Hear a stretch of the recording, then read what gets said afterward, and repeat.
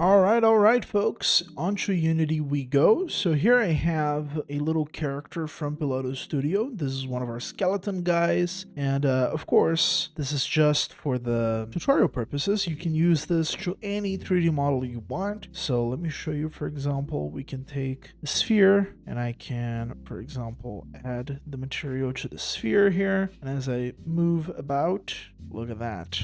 The effect works perfectly. It's completely model agnostic. So let us begin. So what we're going to do here is that we're going to make a new shader, and I'm going to call this simply spawn tutorial. So this is perfect for spawn effects and things of the sort. And here we have our shader file. So it always opens on the second monitor. I apologize, but here we have it. So about the settings here, this works for any kind of, pipeline. I'm using standard for this tutorial in particular. So what I'm going to do here actually is that I'll just grab myself a texture object, and we're going to call this albedo. And I'm going to plug this into the albedo part here of our shader. And you're already going to realize that this is enough to create an extremely simple but effective PBR shader. So it's just going to be, if I apply this to my little skeleton guy, you can see here that now he has just a lit material. And I can go over here and you can see that we have this texture field that we created. So in my case, PILOTO Studio uses, for most of our 3D models currently, this gradient map here. So I can apply it and you can see that we have a standard lit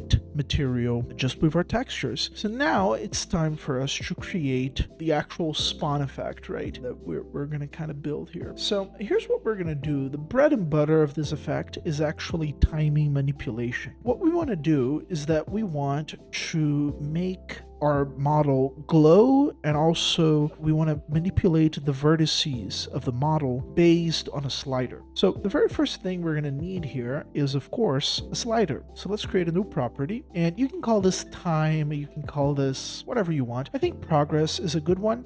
So it's kind of implied that, 0 is the start and 1 is the end. I think it's a nice way of making it. And we're going to promote it into a property. And here on the min and the max, you can put here from 0 to 1, and now you're automatically going to have a slider. This is pretty neat from Amplify. So here's what we want to do, actually. We want this slider here to be staggered, because if I go back to this little guy, hold on, you can see here that we have the glow happening, and then we have the rest of it happening. So you see there's a delay between this and this. They happen on a staggered motion. So for us to stagger this, it's actually pretty simple. So what we're going to do is that we are going to multiply one of them by 2 with just a constant. So this is going to be our faster progress slider, and then below it we can subtract and make sure to plug this into the A value, and we can subtract this by 0.5.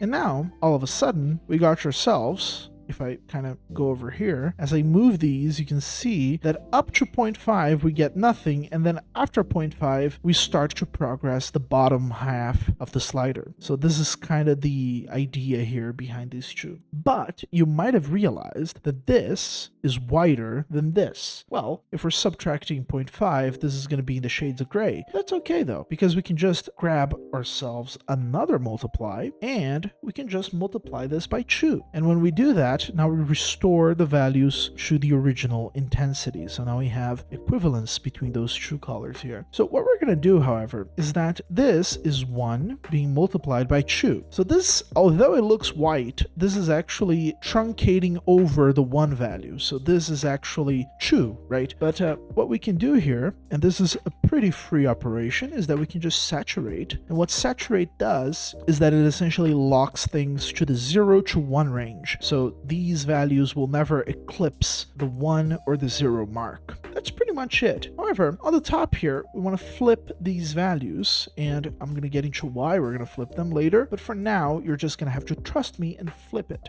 So we have here the 1 minus nodes, the 1 minus node, which does exactly that. So you can see here now that these values are flipped. See? What we're going to do is that we're going to register a new variable, a local variable, and this one is going to be time 1.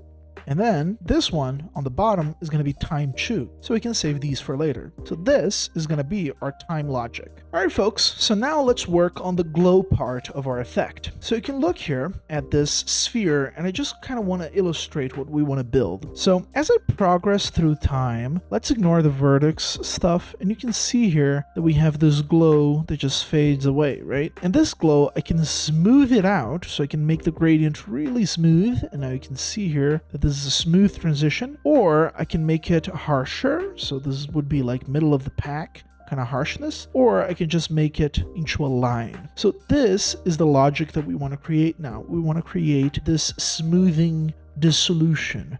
So in our shader here, we're going to create just that. So what we're going to do is that we're going to press G and click, and this allows us to get one of these registered variables here. So what we're going to do is that we're going to take the time 2. So you can see here that it even highlights. So this thing is the same as this thing. So this is kind of me teleporting this result here over here. You know, that's kind of what it does. What we want to do here is that we want to make a vertical gradient. Now, this gradient doesn't actually need to be vertical. It can be a texture, it can be anything you want, but for the simplicity of the effect, and usually these types of effects are a very simple vertical gradient. So what we're going to do here is that you're going to take your vertex texture coordinate. So this means that it's the UV sets that are baked into the vertices. This matters because otherwise UV manipulation would apply to this. So if you have another piece of logic that manipulates the UVs, you could cause trouble. And what we're going to do here is that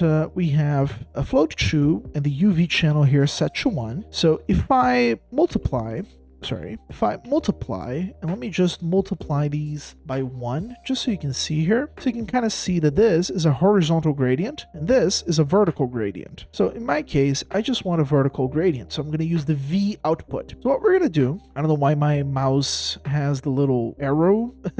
Anyways, what we're going to do is that we're going to 1 minus it to flip it. So now you can see here that the vertical is now inverted. The gradient is now inverted. And what we want to do is that we want to smooth step. And if I plug this into smooth step and I put this into my minimum value, you can kind of see that if I have my time here and I manipulate it, I'm also manipulating the smooth step. You can see here that the gradient is getting lower and bigger based on my manipulation. So this would already kind of work. However, remember that we had a controller for how smooth we want our smooth step to be. So one way to do this is that we can create a new float. Let's make it into a property, and we're going to call this emissive smoothness. And what we can do is that we have a min and a max value. So the max value is going to be 1, and we can set the default to be whatever. It doesn't really matter. Now we're going to negate, which essentially trunks out negative numbers and also doesn't allow it to actually be 0, which is important, more important even. So we don't get a 0 in there, which would break the effect. Then we're going to remap, and we're going to do a little bit of magic here. So we're going to remap our time, and our new minimum value is going to be the negated emissive smoothness, and everything else we're going to keep the same. And then we're going to add those values together. We're just going to add our emissive smoothness back after the remap. Great. So now this is going to be our new maximum. And if I manipulate this over here, you can see here that it's a pretty steep smooth step, but as I increase the emissive smoothness, it goes back to its gradient form. This is pretty standard, and as I said here, I mean, this can be a texture as well. So I can, for example, grab a noise here, right? Let's grab this very generic noise, and if I put this here, you can kind of see that it just becomes an erosion using a noise instead of a vertical gradient. So, and if I change my progress here, you can kind of see how that goes. Of course, though, as I said, I just want a vertical gradient, so I'm just going to keep this vertex texture coordinate there, and this is going to be our dissolve mask. So once again, as praxis, we can just register a local variable, and we're going to call this erosion, I guess. I mean, any name. The name doesn't really matter, but, you know, I'm just saving it as a understandable name. And we can save this as erosion logic. All right, great. So now we can actually blend this with our actual shader here so we can preview it. So what I'm going to make is that I'm making a color. So it's going to be a property here. And let's call this just color. It's fine. And you want to make sure to check attributes and HDR so we can make it emissive. And let's make the default value just a plain white. What we're going to do here is that we're going to multiply it. And we're going to grab this fella, this erosion fella, and we're going to put it over here. So you can press G, click, and then we can choose erosion on the drop down. And now we can plug this into emission. Let's see it in action. So where is my skeleton? And let me change the material here. It should be our tutorial material. And now if I change my progress here, you see the colors fading away. Now you might be wondering, well, Leo, this is not fading away nicely like it was on the shader. It's not vertical. Well, the reason for that, also let me make it smoother so we can check that the smoothness is working, and indeed it is. But the reason for that, it's because this model in particular has a very weird UV. It's of course going to be based on the UV, right? There are ways of you to make UV independent gradients, which you can use with that logic. I have a tutorial on that, also on Unity, which I'll share on the description link, so you can check that one out if you want. Alrighty, lads. So now the last thing we got to do is to actually manipulate our local vertex offset here and make a logic for it to kind of get our Ripley and and essentially spawn in from somewhere. So what we're gonna do here is that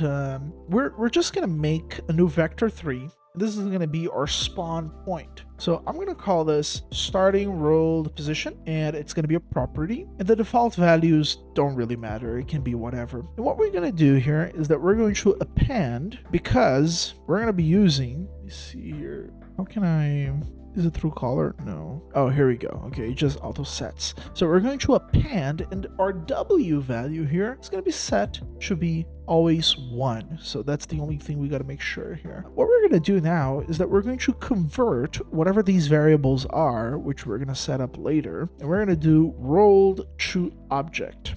And once again, we are going to turn these values into a vector 3. So one way to do that is that we can just once again append, and we can choose here vector 3, and when we plug this in, it automatically turns it into a vector 3 for us. So this is going to be our target rolled position. So let me fix here. So we're going to register a local variable. We're going to call this target rolled position.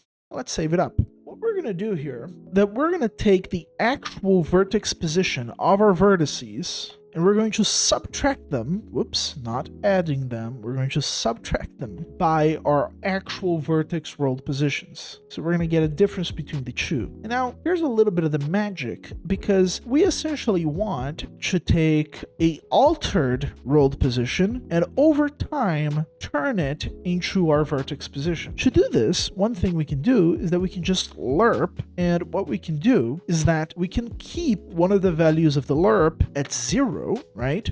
Because 0, remember this node here, this local vertex offset is, as the name implies, an offset. So 0 means 0 offset. So it is just the default value. Default value can be represented by 0. And this on the B here is going to be our altered vertex position. So we can actually save this. We can register local var, and we can save this as rolled position offset. But the problem is we gotta offset these two values, A and B, by something at the alpha here. And this is why we saved this little guy. So what we're gonna do is that we're gonna take here a new variable, and we're gonna take our target rolled position offset, and we're going to once again subtract by the vertex position. So let me just duplicate this node here. We're gonna do once again this little operation. Now we're going to normalize these, and we're gonna make a dot product. So we're gonna multiply these vectors because we're clamping them from 0 to 1 to turn them into vectors. And now we're just gonna take our vertex position again and normalize again, and we're going to normalize that. We're gonna put this in here. So now we have a direction from this. From this direction, we want to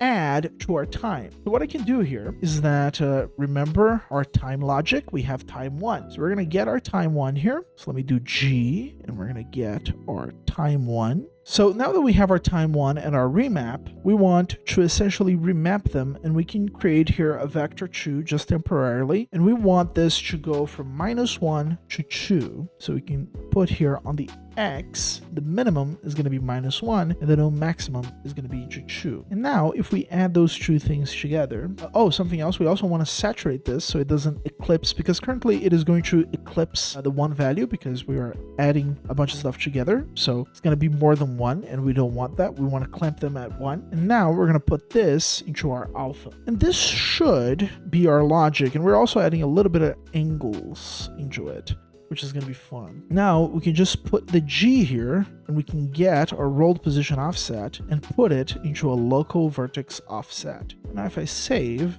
and go here into progress, we should see, yep, the vertices getting sucked out, which is rather fun. And of course we can change this color to be as weak or as strong as we desire, so we can make it into a purple, for example. Look at that. Oh, sorry, not. Wrong slider, folks. We can kind of see here the effect in full play. Now, interestingly, we can kind of see here that we have this starting rolled position. So we can actually manipulate this, and this is going to change the direction that our character is getting sucked into. So this is how you can kind of control the origin point of the suction effect. So this should be pretty much it. The shader covers a lot of principles here, but overall, pretty simple shader, especially for such a cool and versatile effect. And yeah, hope you guys enjoyed it.